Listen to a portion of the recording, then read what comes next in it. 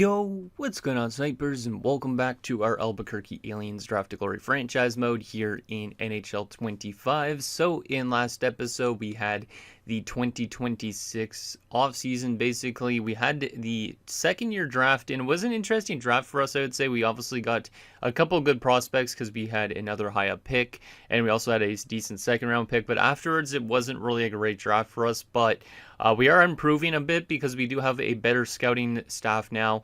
I did reassign all the scouts that I acquired in last episode, so now we have 2 Russian scouts, we have 2 in Liga, 1 in the SHL only. The only reason is because there was more players in Russia and in Finland, so I decided to give Russia and Finland an extra player, or scout I should say for that matter.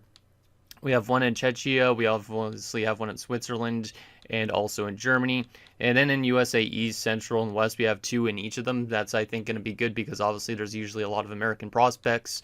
And we have 1 in each of the CHL leagues. So hopefully we get ourselves some good results with the good scouts we have now, because we don't really have any super bad scouts. But obviously we're going to be looking to replace the B1s eventually with A1s. And hopefully we end up getting like really good results with drafts and all that stuff. So very excited for the years to come. But anyways, yeah, like what I was saying, we had some solid picks in last episode. We are still in to build up a roster a little bit. We drafted Jesus Capaduca in the second round. He's a top 6 forward. He's also a power forward and a former second round pick, as I was just mentioning. He was playing in Germany. I honestly have no idea how this guy's going to pan out because top 6s, I feel like sometimes could be a bit of a crapshoot. So he could either develop into that top 6 potential, or he probably will be kind of like a 75, 76 at peak. But regardless, he's getting a good chance because he's playing with 2 elite players. So I'm hoping he has a great rookie season. We also got a couple other guys to basically fill our roster, like Weston Timmins. He's not really much of anything, but he's a good filler player, at least for the time being, while we develop our team. Defensively, we did draft this Bradley Tuzolino guy with the second overall selection, our third overall selection. My bad, I completely forgot for some reason. Yeah, he's going to be an exciting player this season, I think. A lot of promise on our back end, I think, more so than our forward group even, because, I mean, we've had guys like Spike Parks do well in the first few seasons. He's won some awards, obviously, in his first 2 years here. He's won 2 Bill Masterton trophies. We have Kainer Reina and Trevelyan, who have been both really good offensively so far, so I think there's a good promise that our defensive core might actually help us out a lot. And in our goaltending, Shipley's back from the AHL. Tamerlan will be the backup. And in this system, then we had to send down Del Coley, and also we do have Sawyer Thorne. So we're starting to build up a little bit of a prospect pool as well, which is nice. And yeah, very excited just to see what our team could do this year. Obviously, we're going to assign some player goals and stuff like that after we get through the comments. So let's get to those comments now and see what you guys have to say about last episode, and then we will get to assigning some goals and see if our players could reach them, and also see if this team could win multiple games in a season for the first time in franchise history. So the first comment is from Nick Baca-Barons OC, who says, new defenseman find to live up to the hype. And yeah, I think he's going to definitely live up to the hype too, Zolino. He's definitely looking very balanced for an offensive defenseman, because sometimes when you draft offensive defensemen, a lot of them are like purely offensively minded. Well, Tuzolino looks like almost like a two-way defenseman in a sense, because his defense really isn't that bad for an offensive guy. He also does have solid physical attributes too, so he should be able to relatively hold his own, so to speak, but definitely going to be a very fast skater based on his acceleration, agility, and speed. Not the most balanced, but that kind of makes sense because he's a bit of a smaller dude in terms of his weight and all that. He's got great shot power. His accuracy obviously needs some work, so I don't know if he's going to score 10-plus goals this season. If he does, that would be nice. And then he has 85 passing, so if we get that passing up there to 90-plus, his offensive awareness up to 90-plus, I think this guy could definitely produce and help out our offense quite a bit from the back end. The next comment is from Michael Dose, who says, I like the green jersey more than the white one, but the black jersey is the best of the 3. And yeah, the green one I think definitely is better than the white one. The white one kind of seems a little bit off-putting. Like, I was thinking maybe somebody actually mentioned maybe we should have done a gray jersey instead, I think. That could have made maybe a bit more sense as like a road jersey, like just like a light gray at least, or to give it a little bit more color to it, because white seems a bit bright with the green and the black as well involved. It's not a terrible jersey by any stretch, but obviously I think it could have been a bit better. But yeah, the green one probably is my second favorite as well, and then the black one is definitely the best of the bunch. The next comment is from Sound Otaku, who says, I can see Tuzolino developing into a Will Vandermeer type player, solid at both ends of the ice with enough offensive upside to get him at least a couple Norris trophies down the road. The rest of the draft was pretty meh. Definitely get some better scouts in the upcoming years. In the future, maybe you could cut around doing the offensive awareness meetings, as those aren't terribly interesting to watch, at least not nearly as much as when you assign goals. And yeah, I probably will cut those type of things out of the off-season episodes so you guys don't have to see me just doing that, because it adds a lot more time to the episode than it needs to. Like, you guys could easily just skip that part, but I will probably just start cutting that out of the video. That way we basically have like a normal length episode, and you guys aren't just seeing me basically just give every single player the exact same type of thing. So we will show all the player goals, obviously, like the stuff at the beginning of the seasons and all that, but the stuff in the off season like that, I don't think is necessary for us to show for sure. But he says Tuzolino is going to end up like Will Vandermeer, and if you guys don't know who Will Vandermeer is, he was in my Winnipeg Jets series I did last year, and yeah, Will Vandermeer was a fantastic defenseman for me, won multiple Norris trophies. Even though he was an offensive defenseman, he also had some really good defensive play. Like, he blocked a lot of shots, made some really good plays in game when we were watching, like during the playoffs and all that. So if Tuzolino could be anything like that, I will be very, very happy. And the last and final comment is from Big T, who says you should make Justice an enforcer just for the heck of it. And I don't think you can actually make a player into an enforcer in this for some reason. Like, I think you could try and get them to be a grinder and all that, but I don't think you could actually try and get them to be an enforcer, which is kind of weird. I don't know for sure on that because I've never tried to, but obviously if it isn't an option, then it doesn't make sense. But it would be kind of interesting to have a guy that's an enforcer with the name Justice, because obviously he's there to serve justice for our teams. So anyways, with that, let's get to the season goals and start handing them out, because we got a lot of players to go through now, because we have more than enough players. I think last year there's like some guys in the AHL, so we have probably like, at least I'd say at this point, we're probably running close to like 21 players that are on roster at the moment. So this is for Ristolainen. So for his season goal, since he's our top center, what do we want to focus on here? We definitely should just do a stat challenge. I could do an X Factor challenge for him, but because I think his faceoffs could be good in this season, because his faceoffs should be getting better.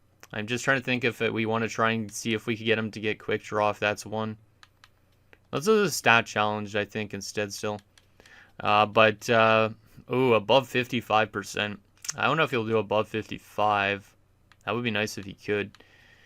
Since he's down the middle, he is a power forward though, so it's like, You know what? We're gonna try face-off goal with him. I think it might be a risk, but we'll try face-offs with Ristolainen. Obviously, point production is probably better to do for these guys, but let's try and see if we could turn Ristolainen into a very good face-off man, because that would be very nice. Okay, now Staubitz. This one we want to probably give something goal-related, because we need more goals from him, I think, this season. So we are going to try and get him to achieve like maybe a goal of 30 goals.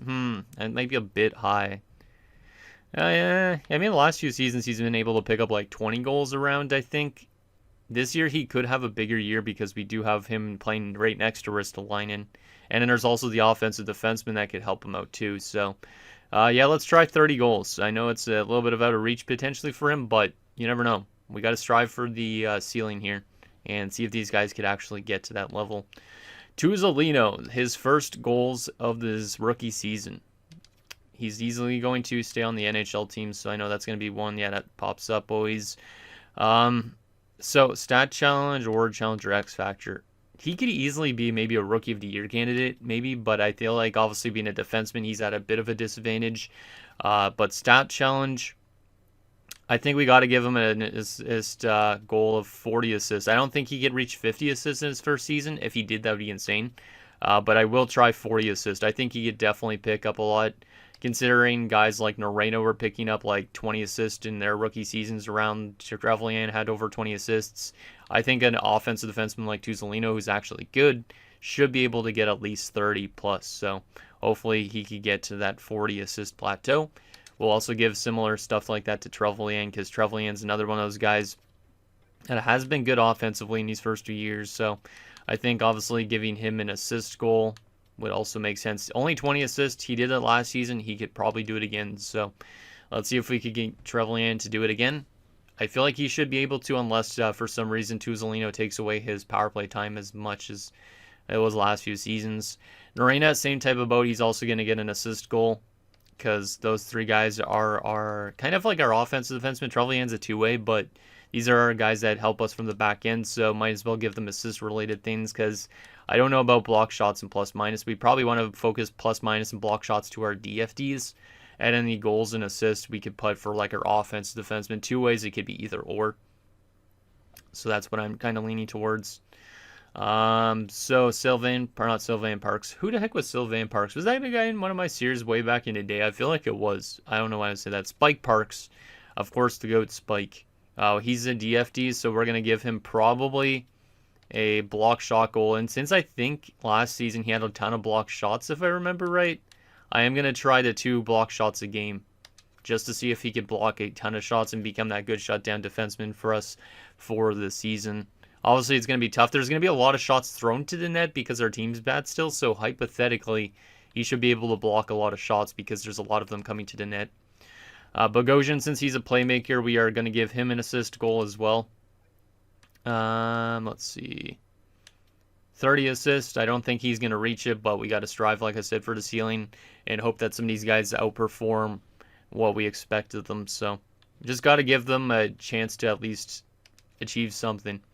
Capaduca in his first season, he's playing on the top line, and he is a power forward, so it's like, is he going to be a good goal scorer this season? Like, we don't really know how he's going to assimilate yet.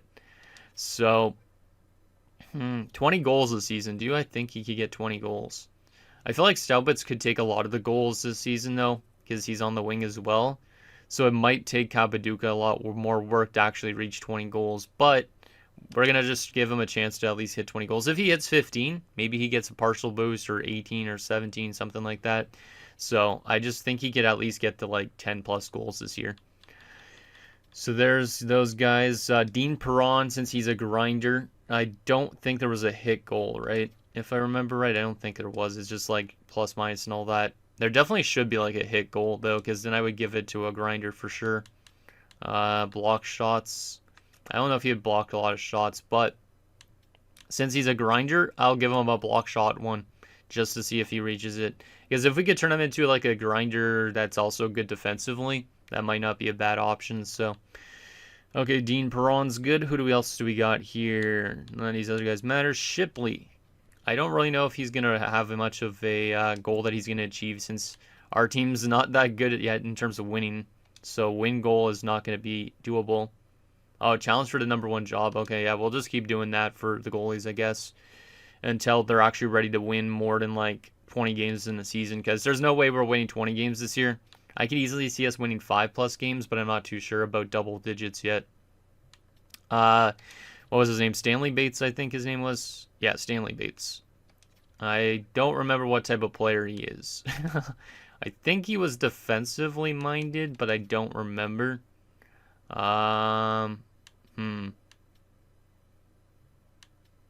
Let's go with just normal block shots for him. I don't remember if he was a DFD or not. I should probably write down what type of player each of these guys are, so that way we could actually give them goals tailored to their player type. Obviously, we could change their player type, though, too. At some point. So let's see. We got Noonan still, Tamerlan, and Joaquin David. And we got a couple guys also in the minors. There's also Malkin in the NHL. So Noonan is a two-way forward, if I remember right. So for him, I don't know about block shots, really. Let's go with goals for him. I don't think he's going to hit 20 goals, but let's just give him it. He's not getting a lot of ice time either, so I maybe should have went for block shots, but I don't really know if forwards block a lot of shots in this at the moment. So let's see what else we got here. Tamerlan. Tamerlan, obviously, in the backup goaltender, he's not going to get the play as much, but we'll just let's just challenge him for the #1 job, of course. So that way maybe he could become the #1 goalie at some stage. I don't know if Tamerlan's ever going to be our starter, but as long as he kicks around with our team for a while. I know that you guys would want him to be here for a while if possible. Joaquin David. Since he's also an offensive defenseman, we'll definitely give him an assist goal. Hopefully he could reach that. He's not getting power play time, so that's going to probably hurt him a little bit, but might as well try and see if he could at least help us out 5-on-5. Because I believe on the power play, We have Tuzolino on one unit, then Arena and Trevelyan should be on the other unit. So he's not going to get any PP time. We have Weston Timmins and Pavel Malkin still for the NHL, and then the AHL, there's a couple players that we're going to have to give out some goals to, which hopefully they could achieve it so that way they can make the NHL faster. So for Weston Timmins, let's go block shots because I think he's a two-way, if I'm not mistaken. I think he's actually the fourth liner. I was getting him confused with one of the other guys. I can't remember who I was getting confused with. I was with Noonan. Yeah, Noonan and Timmins kind of confused me for some reason. Malkin was pretty good last season, so I think giving him a goal scoring might not be bad. He isn't getting a ton of ice time either, but I wouldn't mind seeing him score 20 goals this season. That would be nice. Give us a little bit more depth scoring. So we'll end the conversation right there. So that should be almost it for the NHL team, correct? I think. And then we could look at the AHL, of course. Yes, so that's the NHL team in terms of conversations. Now, if we flip on over to the AHL, is there anybody I need to give here to? Pavelski is back in the AHL this season. That's one player that I didn't want to really send down, but we have a full defensive core, so let's see if we could get him to play good at the AHL level. Like, let's give him a goal of 20 assists. I think he could probably do it since the AHL is obviously not as strong as the NHL. I think he could definitely play better offensively down there. Like in the NHL, I think he had like 10, 12 assists in one season. So in the AHL, hypothetically, he could get to 20 assists. Emmanuel Del Colli, what's his goal that achieved since he's a goalie?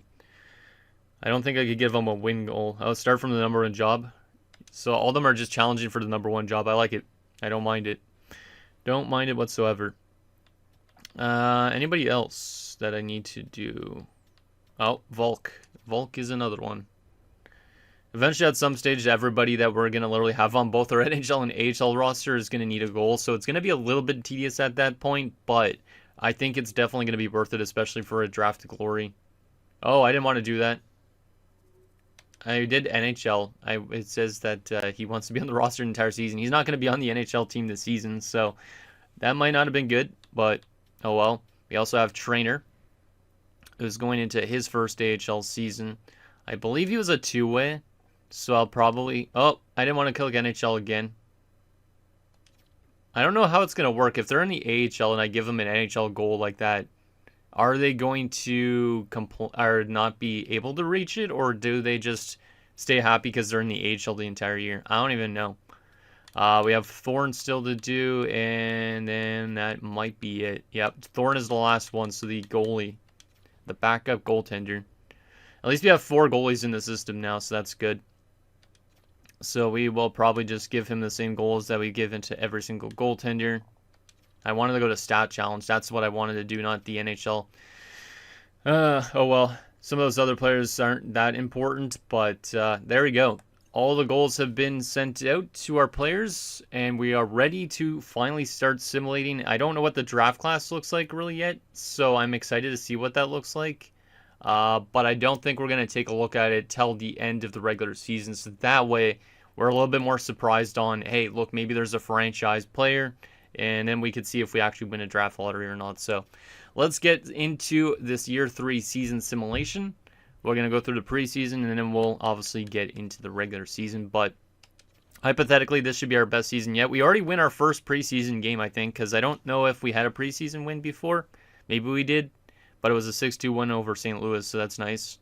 So that definitely shows our team is going to be better, a little bit better this season, I think, than in years past. So 1-5-2 in the preseason. Who was our leading guy in that preseason? It was Staubitz with 11 points. We do got to take note, though, that now that we're in year 3, we are going to start to get players that we drafted needing contract extensions. Because Staubitz is going to be needing a contract extension this offseason, if I'm not mistaken. And we're going to have to see how much we're going to have to pay him. Same with guys like Trevelyan. Oh boy, the asking prices are kind of crazy. 8 years at 5.175 right now for Staubitz is good. Okay. And also I want your guys' feedback, though, on what we do with the clauses. Like, for this series, obviously we're not trading anybody. Do I give anybody clauses on this team? No trade clauses, because obviously we're never going to trade them. Like, I just don't really know what we should do. Like, we could literally give our entire team a no-trade clause if we really want to, but I honestly don't know. All right, let's go to January the 1st so we could go halfway through the season and see how we're like at that point. And yeah, let's see if we could win more games than one game in a season. First game in the season, we lost 11-2 though, so we are definitely not going to still do good defensively. As Volk has been injured in the AHL, we are going to have to put him back in. Broken rib. Yikes. That's not a great start for him. But, yeah, hopefully we have a good season ahead. Hey, we've already lost a game in a shootout, so that's only our third game with a point in the last few seasons. So another player in the... Actually, that's an NHL filler player. Doesn't really matter too much on that guy. But we already have a point this season, so that's good. There's 2 points. Okay, so this actually could be our best season yet already. Because obviously the most points we've had in the season was 2. And it was because of a win over Montreal. We already have 2 extra frame losses this season, so we're already on 2 points. That's good. Let's see if we could keep it rolling a little bit here. 6-1 loss. Game against Columbus. That's AHL again. Don't care about him. 6-3 loss. Yeah, it's still going to take a while probably for us to win multiple games, I feel like, at this rate. I don't care about that guy too much. Not a prospect. Vegas, we win 3-2 over the Vegas Golden Knights. There's our first win of the season. We should probably go to the box score of that game just for fun. 1-10-2, though, in our first 13 games. So we have points in 3 of 13 games. This is our best season already in franchise history, which is great. So if we head on over to the box score, I know I just saw Bogosian was leading our team in point, but I'm not going to mention about it too much because I'm curious on how the rest of his season is going to go. But that win over Vegas, our second win in franchise history. Let's take a look. So Tuzolino scored his first NHL goal in this game. So that's pretty impressive from Bogosian and Capaduca.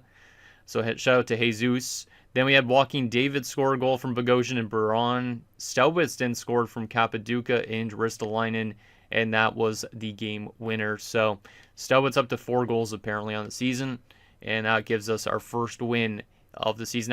Was that a regulation win? I think it was. If it was a regulation win, that's our first regulation win of our franchise's history. Yes, it was. Okay, because our other win was in the shootouts. So that's a first for the team to win in regulation. Let's see if we can win more games because it's been a good start so far. Just gotta keep our foot on the gas and keep on developing. As Bryce Pavelski's now been injured in the AHL. So the AHL getting slapped with injuries to our prospects that are down there, which is not great. Obviously, I'll throw them back into the lineup once they're returned, like Bryce Pavelski just is now. Hopefully the AHL has a fun year, and hopefully the prospects that are down there do relatively well. So get Pavelski in there, and Volk is still out with an injury at the moment. Damn, his broken rib injury must be quite a bad one if he's been out for like a month already. Game against Detroit, are we still in the AHL? No, we are not. Okay, good. I wasn't sure if it was going to be like that. Oh, boy, Spike Parks has been injured. He has been spiked, strained hamstring, and he won't be back for a few weeks. That's okay.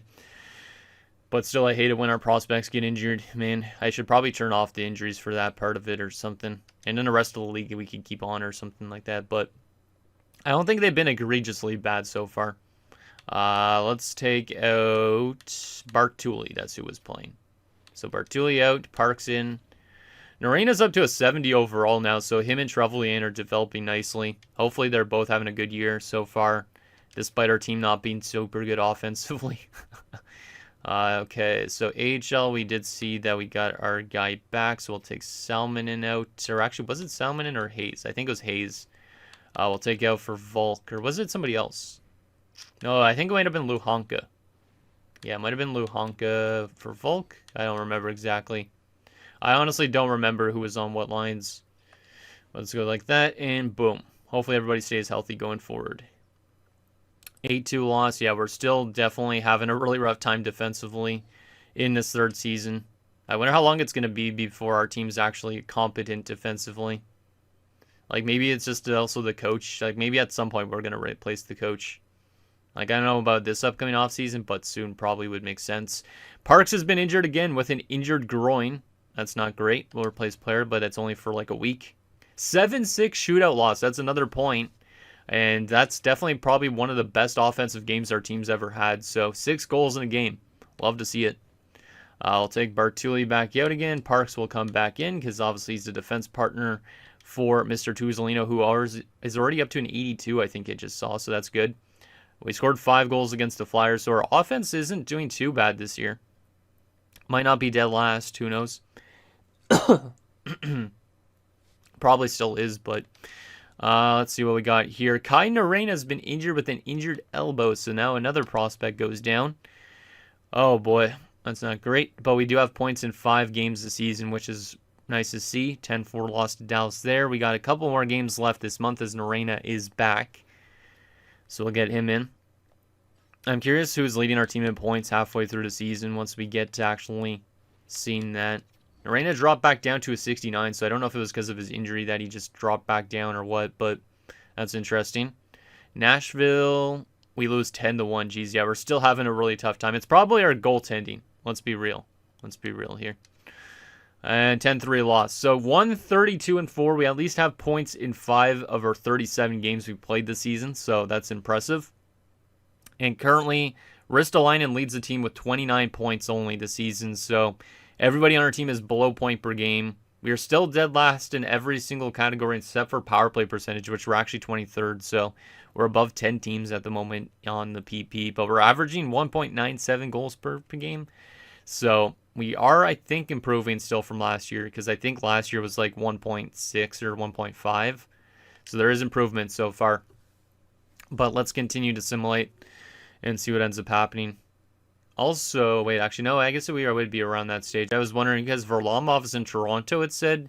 I wasn't sure if the Islanders had to buy him out or not. But I think his contract might have already ended, so that would make sense. All right, that guy doesn't matter too much. Let's just keep on simulating. See if we can win at least another game in regulation or something. As Capaduca has been injured with back spasms, we are going to have to call up somebody from the AHL because we do not have enough roster players, because also we do have an injury at the moment still to Bernie. So I will just call up somebody like Justin DeZote because he's just a roster filler player. Not going to call up any of our prospects from the AHL this season, just because I'd rather them develop in the AHL for a little bit still. So let's just get this set up like that. And we'll probably end up just keeping DeZote up here, to be honest, at that point.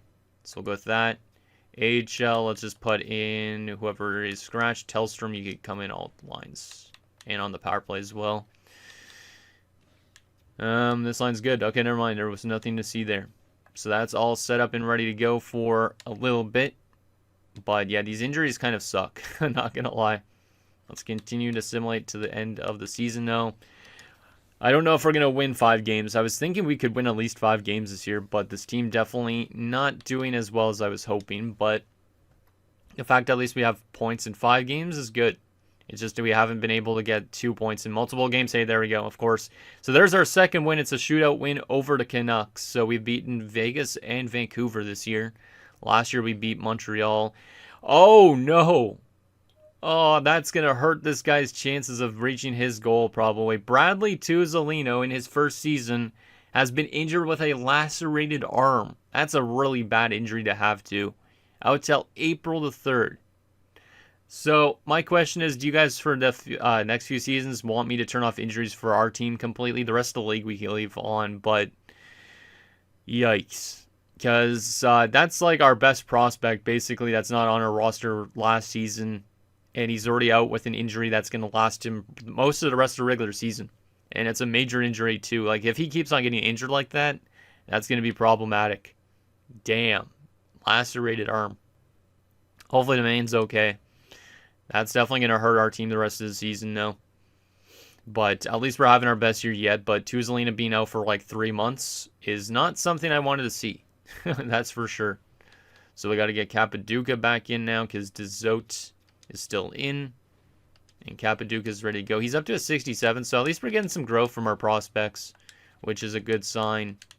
So we'll go with that. I don't know why it says that he's still injured because I have it set to basically when a player is fully healthy to return, not the other way around. Let me stop the simulation for a second so I can actually see what's going on here.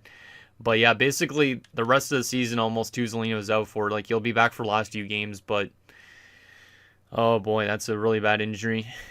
Hopefully he stays healthy the rest of his career. Hopefully it's not a consistent thing where he's getting injured all the time. And yeah, definitely our offense has suffered a bit since losing him. As you can see, we've only scored 1 goal in these last 3 games each combined. Or not combined, but yeah, we're not scoring a lot anymore. Losing him is a big loss. And now we lose another defenseman in Spike Parks to a strained hamstring again. Parks has been injured a couple times this season too. Not too happy with the injuries right now. Holy crap, man. And Volk has been injured again in the AHL. Yeah, it's literally every time it's our prospects that are getting injured. It's not even never like the guys that are not matter that much. Kind of sucks. I really hope that we have some good stats still, at least to take a note of, because I'm happy with how our team's playing, I think, this season for the most part. But I'm not happy with the injuries that we've suffered. They definitely haven't been good to us. So 2 wins and 4 overtime losses / shootout losses. Bryce Pavelski's now fractured his jaw. I think what I saw, though, is apparently the sliders in franchise mode reset basically after he set them. So even though I put injuries to 9 out of 100, I think it's probably still at 50. And that's probably why it's still happening. Trainer was injured. Multiple players are eligible to be dressed in the AHL. Let's just make sure we're putting in the right guys. But yeah, there's been too much injuries here at this point. So Pavelski's back. Volk is not. Trainer is back as well. That's all defensemen. Now it's crazy. Like, why are we getting so much injuries still? Like, if I turn off injuries completely, it might be for the best for a little bit before we get everything else good to go. Yeah, we'll wait on Volk a bit, because obviously he's not ready to go. I'm really hoping that some people achieve their goals too this season, despite our team being as bad as they are. And then hopefully the draft class is good. Like, once we find out the draft class, I think that's going to be exciting. Like, who knows what type of players waiting for us at potentially first overall, if we are to win a draft lottery again. Let's go decline on that because we aren't claiming people on waivers. Let me stop the simulation. And let's take a look at some trades that happened at the trade deadline this year, even though I don't care too much about what's going on around the league. But let's take a look at what's happening this season. So, in terms of trades, Owen Tippett got dealt to Calgary. Damn, for 2 second-rounders, that's a good pickup for Calgary. Florida gets Jacob Chikrin and Sebastian Aho, the defenseman from Washington. Okay. Gavrikov to Utah with Fix Wolanski. Texier to New York. Some prospects to Detroit. Edmonton gets Bunneman and Blankenberg. Connor Timmins going to the Jets, not bad. What else we got here? Provorov going to Ottawa, that's kind of weird. Okay. Devin Levi got dealt by Buffalo. Wow. To Colorado with Garnet Hathaway and Cale Clegg. I don't know why Buffalo's getting rid of Devin Levi this early into his career, but Colorado might have found themselves a really good goalie for the rest of his franchise mode. Isaac Lundestrom to Pittsburgh. What else we got? Here's Zamula to San Jose, Toropachenko. Mangiapane is off to Pittsburgh with Weatherby, Perunovic to Carolina. That's pretty much it. So no real blockbusters, but I'm kind of surprised about Devin Levi getting moved already. Because most of the time, at least in like NHL 24, I'm pretty sure he was always with Buffalo for his entire career. So to see him get moved already is kind of surprising. Wow, yeah, our offense has definitely dropped off a lot since Tuzzolino's been injured. It kind of sucks because that's definitely going to hurt a lot of player goals potentially. Because I think I was relying on Tuzzolino to help a lot of players achieve their goals as well. So we'll see if like Narena and Trevelyan could get something done though. But I don't think they are the type of defensemen that are going to do as good as somebody like Tuzzolino would. Hey, there's our 3rd win in franchise history. It's against the Edmonton Oilers. Actually, that's our 4th win, but 3rd of the season. And it was another regulation win. Edmonton has been a really good team in the first few years of this franchise mode too, I think. So I will definitely take a win over the Oilers. I will definitely take that. So at least we're slowly improving as Trainer's been injured again. Goddamn, man. And this guy doesn't matter too much, but holy crap, man. The AHL's just getting slapped with injuries. Anaheim fires their head coach. All right. Volk is back for the AHL. That's good to see. Because the team needs some justice for the rest of the season. We'll take out, I think it was Summer. And we'll get Volk back in. Volk is an offensive defenseman. I got to remember that because I feel like I always think he's a DFD or something. So continue to assimilate here. Vancouver, 10-0 loss. And we've lost 10-0 so many times in this franchise mode already. It's actually kind of insane. Trainer's back too. So the AHL is getting a little bit more healthy again. Watch, there's going to be another injury soon though. Let's put Trainer.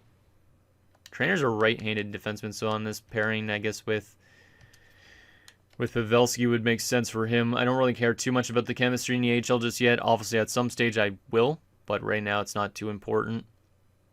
Vegas, we beat them before, but we lose 9-2 there. And Bradley Tuzolino is back from his injury, so that's great. But obviously, it does suck that he was injured a lot. Ristolainen dropped back down to an 84. I don't know if this team's having a bit of morale problems. I hope that they aren't having morale problems, because if they are, that's definitely going to be a really tough thing for this team to actually win. Maybe I should have turned off morale for the series, because I don't know if its players are just going to be complaining or not. Oh my goodness, what? It said he was fully healthy, and I've been telling it. I literally said in the beginning of this franchise mode, I'm almost certain, to let me know when players are fully healthy. Well, I guess it doesn't, because for some reason, Bradley Tuzolino has lacerated his arm again, and he's not going to be back this year. God damn it. I'm pretty sure I said at the beginning of this franchise mode, you guys could correct me if I'm wrong, as Timmins gets injured too. But I think I said it basically to let me know when players are fully healthy. If I didn't do that, I definitely should have, because it's just friggin' annoying when players get re-injured. So, damn, man.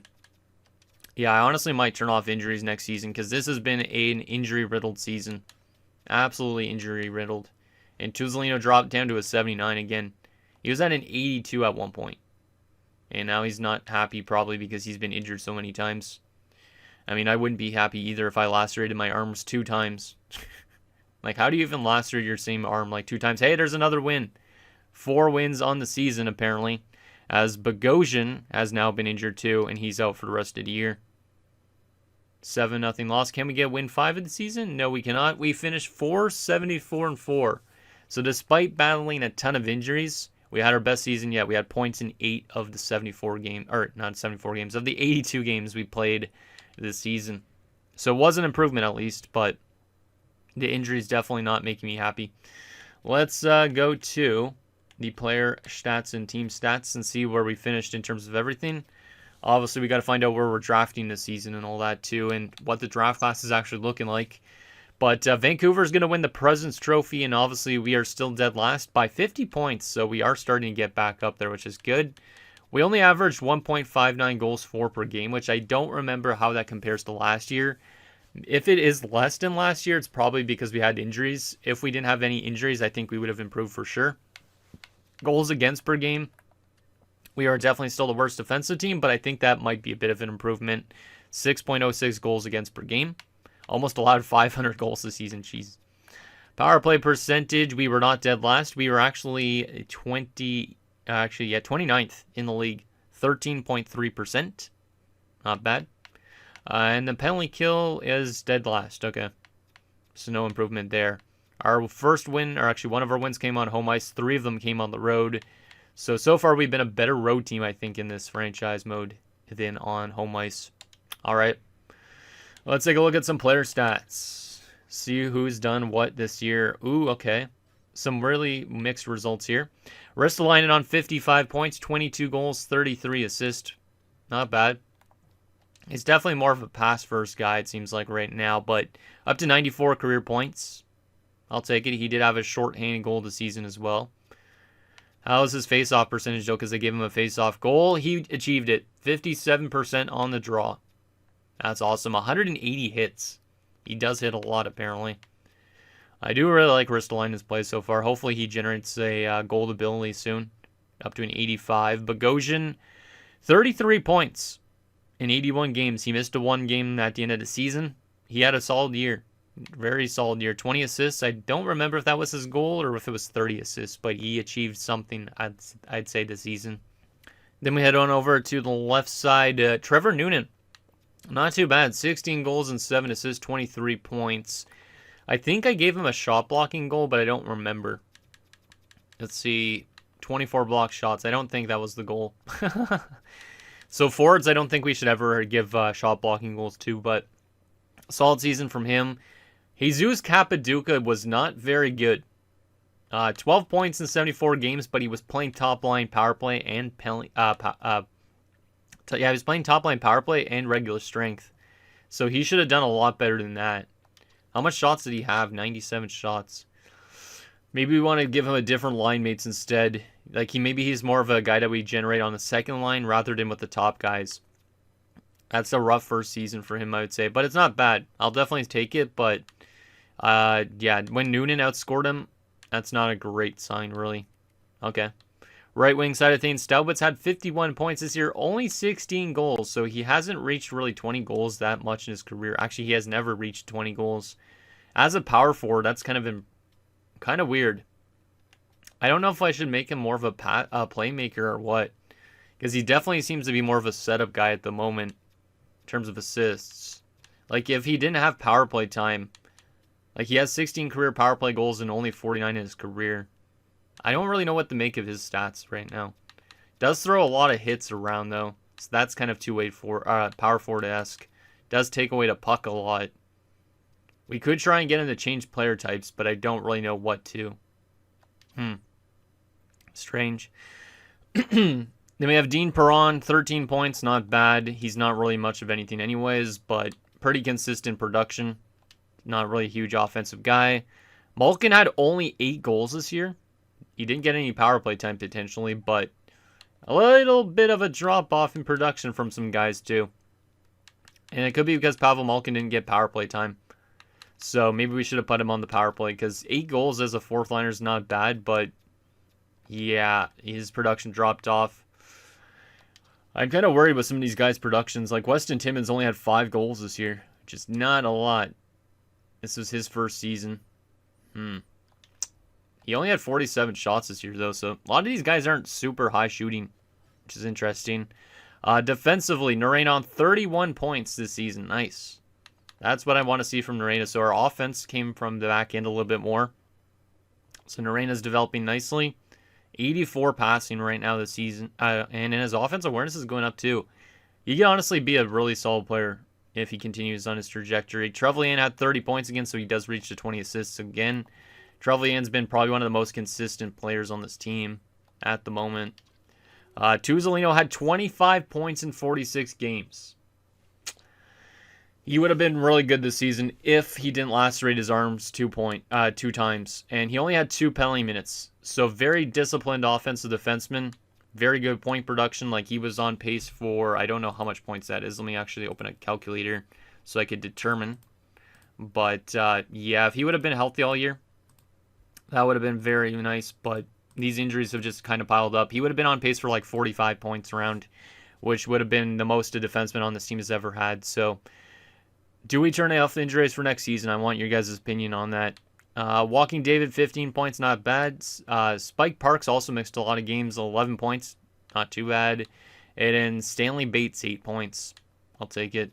But did Parks block a lot of shots? Yes, he did again. At least we have a lot of good shot blockers on our defensive core. Even Tuzolino was blocking shots. Maybe that's how he lacerated his arm now. Goaltending-wise, Shipley had 3 of our wins this season, an .861 save percentage and a 6.03 goals against. Tamerlan had his first career win and an overtime loss, an .855 save percentage and a 5.96 goals against. So this is Tamerlan's career numbers now. He is 101. That is actually crazy. He's been the only goalie that's been here for the first 3 years combined. Like, most of them get sent back down to the AHL, but he is improving in save percentage and in goals against. The team is getting better in front of him, though, too. And then Shipley was in the AHL last year, but he has 4 overtime losses in his career at this point. 3, 84, and 4. And he's probably one of the better goalies we have right now. So there's that. I actually do want to take a look at the AHL briefly, too. Wow, Dalcoli, a 912 save percentage in the minors. That's pretty good. Thorne at a 901. Huh, okay. Some good stats there. What about other prospects? Trainer, 35 points in the AHL. Pavelski, 21. Volk, 18. All right. Did we have any forward prospects? I think we had 1, right? No, we did not. It was just defensive prospects. Okay. So that is basically our player stats for the season. Actually, I should take a look at around the league too, just because I know you guys might want to see who had the most points, which I'm going to assume it's probably like McDavid or somebody like that. Oh, Nathan McKinnon, 133 points. Austin Matthews, 129. Bunch of other people with a lot of points. Most goals this season, though, was McKinnon with 83 goals in 82 games. So he was over a goal a game. That's insane. Next closest was Matthews and Pasternak, over 70. And you had also 5 other 50-goal scorers this year. Selke candidates. Let's see if there's anybody up there potentially. Crosby. Yeah, definitely Crosby. Crosby likely going to win the Selke. Most takeaways by a guy with a really good face-off percentage. So he's likely going to win the Selke this season. Best defenseman for points. Cale Makar had 98 points this year, and McAvoy had 94. Damn. Crazy offensive year for some defenders. Fox with 87. Hughes with 81. Pretty crazy. Goaltending. Most wins was Demko. Best save percentage by a starter was Sorokin with a 917. Best goals against average by a starter was going to be Martin Jones. The 2.58 in Colorado.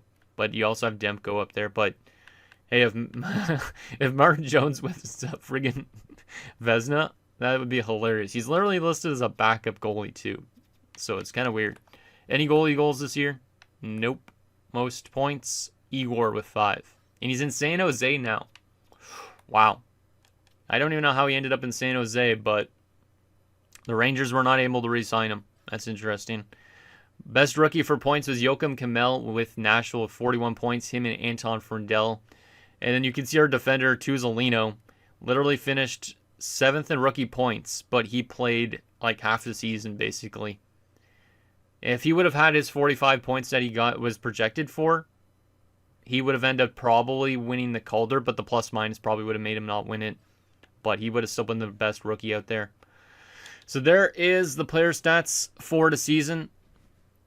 Now the question is, who's going to win the Stanley Cup this season? And then obviously we got to take a look at the draft class, and then we take a look at the progress report. All right, well, where we're actually drafting. Progress reports wrap up this season. So who's going to win the Stanley Cup in 2027? I think the first years, haven't we had like the same Cup finals? I think we have, if I'm not mistaken. So we'll be interested to see what ends up happening this year. But I would say that was an okay year for our team. Obviously, a good improvement on winning games and getting overtime losses and all that. But the injuries definitely are a little bit of a concern. So that's why I might just decide to turn them off completely for at least to the end of the few seasons. Because this episode is already running kind of long just because we had to make so much injury adjustments. So I do apologize, but nothing I can control with these injuries in this game. So who is going to win the Stanley Cup? It's Florida again. Jeez, they make Florida really good in franchise mode, do they? Huh. And who did they play? Did they play Edmonton again? No, they played Nashville this time around. And they beat Nashville, looks like probably in like 4 or 5 games. They went 16-4 en route to a cup. Man, Florida's insane. Like, their players all have probably like 3+ Stanley Cups now at this rate. If we go to player stats here and go to the awards. So they've won 2 Stanley Cups in this series, and it was Colorado that won the other year. I was thinking Florida because in my Islanders series, the Florida Panthers won the cup, but Vancouver Presidents Trophy, Nashville Florida Cup Finals. So there's Nathan McKinnon with the Art Ross and the Hart. Cale Makar to Norris. Clayton Keller to Lady Byng. Anton Frundell does win the Calder for the Flyers. Sam Reinhart to Conn Smythe. All right. Last time it was Barkov for Florida. Thatcher Demko wins back-to-back Vezina trophies. EA. Of course. Thatcher Demko also wins the Jennings. Trevelyan wins the Bill Masterton this year. So Spike Parks won it the last 2 years. Trevelyan has now joined him with a Bill Masterton trophy. So that's cool to see. Shout out to Trevelyan and his amazing facial hair and head hair. Montreal's head coach wins the Jack Adams. Crosby the Selke. Nathan McKinnon the Lindsay. And also the Richard for the second consecutive year. Damn, Colorado's had 3 Richard winners in the first 3 years. It's kind of crazy. AHL, any interesting players down here? Andre Palat was in the minors. Damn. All right. Damn, the Devils must be pretty deep if he's down there, unless he's dropped off. Hey, Rohan Trainer. was the best guy in Burnaby for the Yannick Dupre Award, so shout out to him. Kind of sucks that you can't see AHL awards on a player card, though. I'm hoping that EA eventually adds that, because that would be nice. Because it would be kind of cool to see if there was a guy that was just completely dominating the AHL, but just couldn't do anything at the NHL level. But I do want to go to the Florida Panthers for a second here. Obviously coming off their Stanley Cup win again. Now if you go to people like Barkov and stuff like that, and Matthew Tkachuk, they have 3 Stanley Cups in their career already. Crazy. Yeah, Florida's definitely a dynasty at this point, which kind of makes sense. They definitely played really good against Boston just yesterday when I'm recording this, so 2 days before you guys would have seen this, but they're definitely looking like a good team again. All right, so all that is good to go. I guess we could take a look at the draft class right now, or should we just take a look at, actually no, we want to take a look at it. Do you want to take a look at it before we see the results or after? Let's take a look at it after the results, because if we win the lottery and then we find out that it's just like it's a franchise player, that would be even a bigger surprise to us. So yeah, let's find out the results first for the draft lottery. Come on, Albuquerque. We fell back to 3rd. That might be okay, but hopefully there's no franchise player this year. St. Louis moves from 6 to 1. LA just stays at 2. We have 3, Chicago 4, and Anaheim number 5. All right, retired players for this season. Alex Ovechkin has retired. 994 goals. Damn, man. So Ovi is done. Shout out to Ovi. Sam Gagner also retires. But damn, Ovechkin retiring here already. Crazy. When that day happens in real life, that's going to be really crazy. So that's best forwards. Defenders, Pietrangelo retires already. Okay. Giordano. Damn. It's kind of crazy seeing guys like this retire, and it's not too far into franchise mode, because I just remember a lot of these guys' careers just beginning.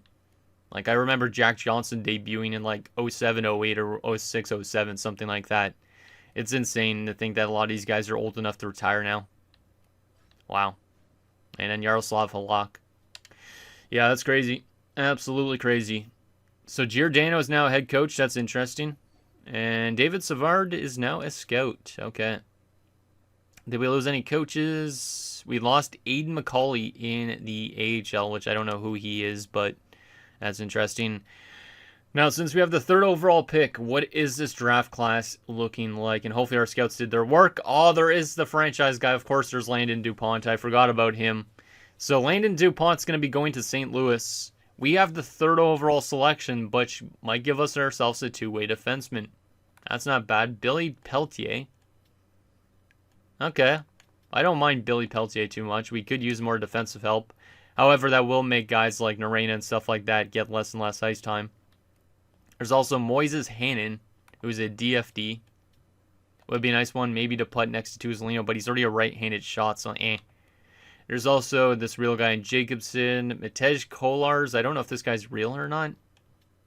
Honestly, don't. But he's a left-wing playmaker. That would be a good setup guy, actually, for some of our power forwards and snipers and stuff. Nathan Finley's generated. Looks like our scouts did a very good job this year, though. Because I actually could see a lot about this first round, especially. So that's good. So if you guys see any steals here, let me know. Is there any interesting goalies in this draft class? Tulipov could be an elite goalie. Maybe. Not too sure. He's definitely a couple years out at least, though. There's also Julian Layton. And there's also Santiago Garatin. And also shout out to Griffin Sod, I guess, too. Yeah, if we want to find ourselves a goalie, maybe this is the year. Tulipov is from Russia, of course, or Latvia, technically. Let me take a look if there's any lowlights that are supposed to go in this draft, though, because if there is, that would be nice for us for later rounds, because we definitely want to find those steals. Andrew Whitfield, I don't know if he's an elite player, but he could be. There's a bunch of guys here that are 2-bar meme elites. Is there any guaranteed lowlights, though? Maybe here in Marcus Bobrovsky. Maybe Marcus Bobrovsky. Ooh, Tyson Gardner looks like maybe an offensive defenseman, too. And maybe a little elite. That would be nice. Ola Blomstrand looks okay. You don't know for sure on some of these guys if they're actually going to be low leads, but there might be some low leads in this draft. Like, we didn't find out the best results for later round picks, but at least the first round is a lot more known, which is good. But who would you guys take with our selection this year at third overall? I'm leaning towards Billy Peltier just because Hannon obviously being a right-handed DFD, if he is a DFD, that is. He's gonna have to play on that right behind Tuzolino or something like that. Meanwhile, Peltier could play next to Tuzolino or on the second pairing next to a right-handed defensive defenseman if we find one. Or we just go off the board and go with Kolars, who's a playmaker. That would set us up better. There's also Jacobson, who could set up people too. Trying to think what we want to do here. Yeah, I think I'm leaning towards Billy Peltier, the Austrian. Yeah, I think that's probably what we'll end up taking. I'm not too sure on that, but there is that. The final few things we got to do to wrap up this episode is taking a look at the progress reports and also the contract situation, because like I said, this offseason, we are going to need to re-sign some players that we actually have drafted in this franchise mode. So I'm going to need your guys' opinions on if we want to do 8-year deals just right out of the gate with them or what. But Ristolainen's up to a 90 overall, so that's impressive. A lot of natural growth on him. Love to see it. Bogosian's up to a 70. That's not too bad for a low top 6. Some statistical growth with him. So he's actually maybe like a 68 or something. In terms of left wingers, Capaduca's up to a 69. I'm surprised he's actually getting growth because he didn't have the best year, to be honest. What else do we have here? Noonan went up by 23 points. Not bad. A lot of statistical growth, but some natural as well. Yeah, not bad. We head to the right wing side of things. Staubitz up to an 86. A lot of statistical growth again with him. So if we're giving Staubitz a long-term deal, we don't want to give him too much because his statistical growth, to me, the last 2 seasons means he's only probably like an 83 overall, maybe less than that. Obviously, since he's elite potential, we should probably hold on to him long-term. But, yeah. Perron went up by 8 points as well. Probably natural. Yeah, looks like that. It's good. Timmins, natural, please? Yes, nice. A lot of guys going up naturally, but Staubitz seems to only be the one that's going statistically. And then Malkin up a lot of points, too. Defensively, Tuzolino is up to an 84 overall.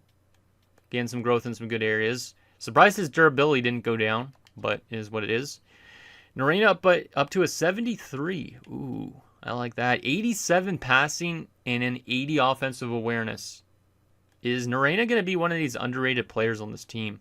Like, that's why I don't think I need like that much more offense on the defensive side of things, but we'll probably bring in Peltier. Trevelyan is on some statistical growth. Okay, he's at that point. And Parks didn't really grow much at all, unfortunately, but he is still a legend here at least. Really good shot blocking because he reaches that shot blocking.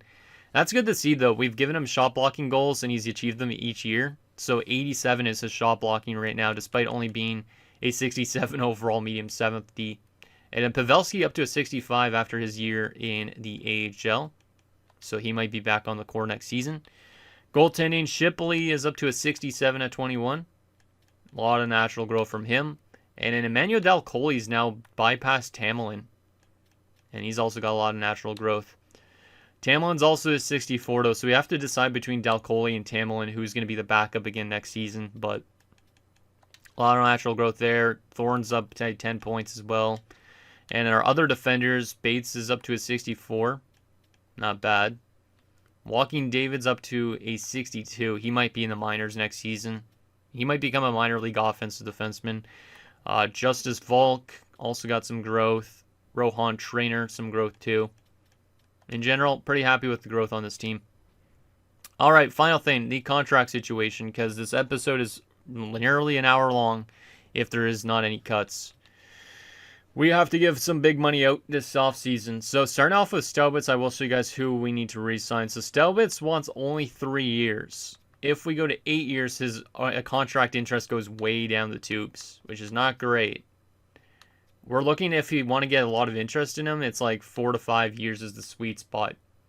Obviously, we could make him have more interest by... We can't actually give him a clause yet, can I? Yeah, he's ineligible for the clause still. So I won't be able to give him a clause yet. unless I give him 8 years and then give him a like no movement clause for the last year of his thing, but he won't have a ton of interest then. So I think the sweet spot for us might be 5-year deal, and then obviously we should probably be paying him around like just over $5 million, which isn't too bad. I'll take it, but obviously he's not as good as he looks.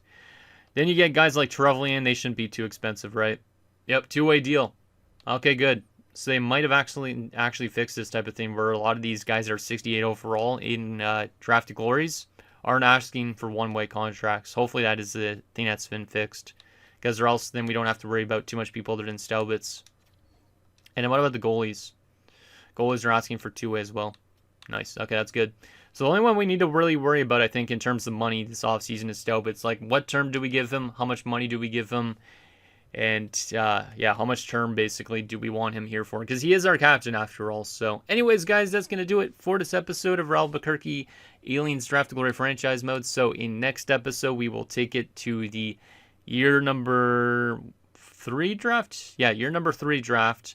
We'll see what prospects we end up getting. Hopefully, it's a better draft for us than last year, and hopefully, this team continues to on the trajectory of winning more games.